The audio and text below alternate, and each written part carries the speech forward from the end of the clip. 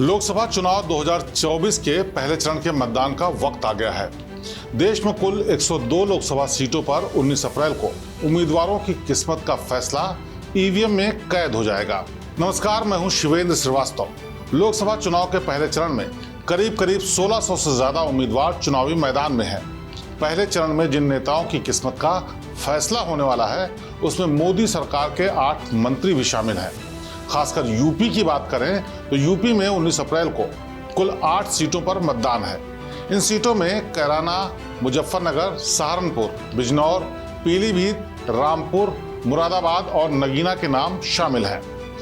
इन सभी सीटों का सिलसिलेवार तरीके से हम सियासी गणित समझेंगे और जानेंगे कि कैसे 2024 लोकसभा चुनाव के पहले फेज में ही पेंच फंस गया है। सबसे पहले बात कैराना की। कैराना की लोकसभा सीट न सिर्फ यूपी बल्कि देश की सियासत के नजरिए से अहम है, क्योंकि बीते कुछ सालों में जब बीजेपी की सरकार उत्तर प्रदेश में नहीं थी, तब कैराना में पलायन का मुद्दा गरमाया था, जिसने देश भर में सुर्खियां बटोरी थी। मगर हालात अब बदल चुके हैं। कैराना में पिछले चुनाव में जीत चुके प्रदीप चौधरी को ही बीजेपी ने अपना उम्मीदवार बनाया है, जबकि बीएसपी की तरफ से श्रीपाल राणा चुनावी मैदान में है और इंडिया की ओर से सपा के टिकट पर इकरा हसन लोकसभा प्रत्याशी हैं। कैराना में करीब 17 लाख वोटर्स हैं, जिसमें से करीब 50% के आसपास मुस्लिम वोटर्स हैं और 45% हिंदू वोटर्स हैं। ऐसे में इस सीट पर मुस्लिम वोटर्स अक्सर निर्णायक भूमिका में रहते हैं। अब चलते हैं मुजफ्फरनगर। मुजफ्फरनगर का चुनाव बेहद दिलचस्प हो गया है। मुजफ्फरनगर में केंद्रीय मंत्री संजीव बालियान बीजेपी के प्रत्याशी हैं और मौजूदा सांसद भी हैं। आरएलडी के साथ गठबंधन के चलते बीजेपी इस सीट पर पहले से ज्यादा मजबूत हुई है, मगर बीजेपी के स्थानीय नेताओं की गुटबाजी चरम पर है। संगीत सोम के खेमे पर संजीव बालियान के खिलाफ बगावत के आरोप लग रहे हैं। वहीं सपा ने मुजफ्फरनगर में हरेंद्र मलिक को अपना प्रत्याशी बनाया है, जबकि मायावती ने इस बार मुजफ्फरनगर में दारा सिंह प्रजापति को उम्मीदवार बना दिया है। मुजफ्फरनगर में करीब 17 लाख वोटर्स हैं, जिसमें 25% से ज्यादा आबादी मुस्लिम वोटर्स की है।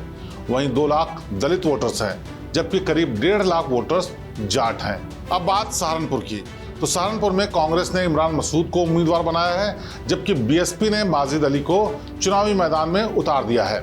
तो वहीं बीजेपी राघव लखनपाल के सहारे सहारनपुर की पहेली को सुलझाने में लगी हुई है, क्योंकि 2019 में सहारनपुर में बीएसपी के फजलुर रहमान जीते थे और बीजेपी के राघव लखनपाल दूसरे नंबर पर रहे थे। ऐसे में इस बार जब इमरान मसूद इंडिया की तरफ से प्रत्याशी हैं, तो उन्हें सपा और कांग्रेस दोनों दलों के वोटर्स का साथ मिलने की उम्मीद है। ऐसे में इमरान मसूद इस सीट पर कमाल कर सकते हैं, क्योंकि सहारनपुर के करीब 16 लाख वोटर्स में से करीब 6.5 लाख मुस्लिम, 5 लाख दलित और 1 लाख जाट मतदाता है। मगर बीएसपी ने माजिद अली को उम्मीदवार बनाकर इस सीट पर भी मुकाबले को दिलचस्प बना दिया है। अब नजर बिजनौर पर। बिजनौर में 2019 में बीएसपी के मलूक नागर ने जीत हासिल की थी, मगर अब मलूक नागर आरएलडी में शामिल हो गए हैं और वर्तमान में आरएलडी बीजेपी के खेमे में शामिल हैं और आरएलडी को ही गठबंधन की शर्तों के तहत बीजेपी ने बिजनौर की सीट दे दी है।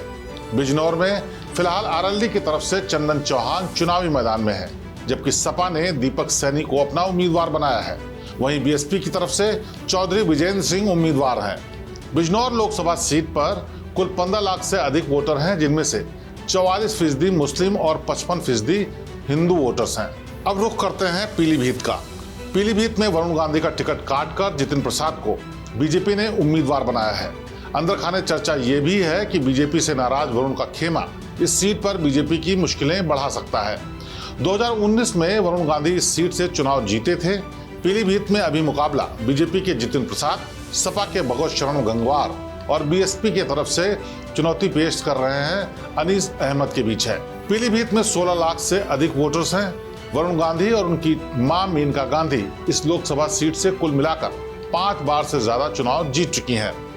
पीलीभीत में करीब 30% मुस्लिम वोटर्स हैं, बाकी के 70% वोटर्स हिंदू, सिख और अन्य लोग हैं। अब जिक्र रामपुर का। रामपुर की सीट सपा के कद्दावर नेता आजम खान का गढ़ कही जाती है, मगर मौजूदा दौर में आजम खान जेल में और उपचुनाव में मिली हार ने आजम खान के दबदबे को रामपुर से खत्म कर दिया था। 2019 में आजम खान रामपुर से जीते थे, मगर फिर सदस्यता रद्द होने के बाद हुए चुनाव में रामपुर में घनश्याम लोधी ने जीत हासिल की थी। इसीलिए बीजेपी ने घनश्याम लोधी को ही रामपुर में अपना प्रत्याशी बनाया है। सपा की ओर से मौलाना मोहिबुल्लाह नदवी चुनाव लड़ रहे हैं, तो वहीं बीएसपी ने जीशान खान को उम्मीदवार बनाया है। करीब 16 लाख से ज्यादा वोटर्स वाले रामपुर में करीब 50% से अधिक मुस्लिम मतदाता हैं, जबकि 45% हिंदू हैं। अब बात मुरादाबाद में करीब 17 लाख के आसपास वोटर्स हैं, जिनमें 52% से ज्यादा मुस्लिम और 47% के आसपास हिंदू हैं। मुरादाबाद में सपा ने रुचि वीरा को अपना प्रत्याशी बनाया है। इस सीट पर 2019 में सपा के एसटी हसन ने जीत दर्ज की थी, मगर इस बार एसटी हसन को टिकट नहीं मिला। मुरादाबाद में बीजेपी की ओर से सर्वेश चुनाव लड़ रहे हैं, जो कि 2019 में यहां लोकसभा का चुनाव हार गए थे, मगर 2014 में सर्वेश सिंह ने मुरादाबाद में जीत करके दिखाई थी। जबकि बीएसपी की ओर से इरफान सैफी को मुरादाबाद में इस बार उम्मीदवार बनाया गया है।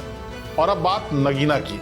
नगीना में मुकाबला कांटे का है, क्योंकि नगीना में 2019 में बीएसपी के गिरीश चंद्र ने जीत दर्ज की थी और बीजेपी दूसरे नंबर पर रही थी। इस बार इस सीट पर युवा दलित नेता चंद्रशेखर आजाद चुनाव लड़ रहे हैं, जिन्हें स्वामी प्रसाद मौर्य के दल ने भी समर्थन दे दिया है। तो वहीं सपा कांग्रेस की ओर से नगीना में मनोज कुमार चुनाव लड़ रहे हैं, जबकि बीजेपी के प्रत्याशी ओम कुमार है, जो कि नहटौर से बीजेपी के विधायक भी हैं। तो वहीं बीएसपी ने सुरेंद्र पाल सिंह पर अपना दांव खेला है।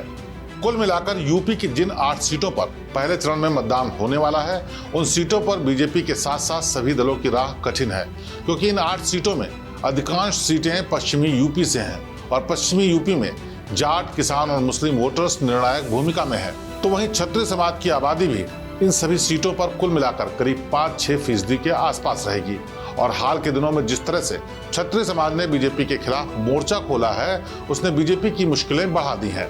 बहरहाल अब आखिरी फैसला जनता के हाथों में है और जनता इन सभी सीटों पर सोच समझकर अपना फैसला करने वाली है। फिलहाल इस खास पेशकश में इतना ही। आगे फिर होगी मुलाकात। नमस्कार। उत्तर प्रदेश की हर खबर से अपडेट रहने के लिए श्रेष्ठ यूपी को करें सब्सक्राइब, बेल आइकन दबाएं और देखते रहें श्रेष्ठ यूपी।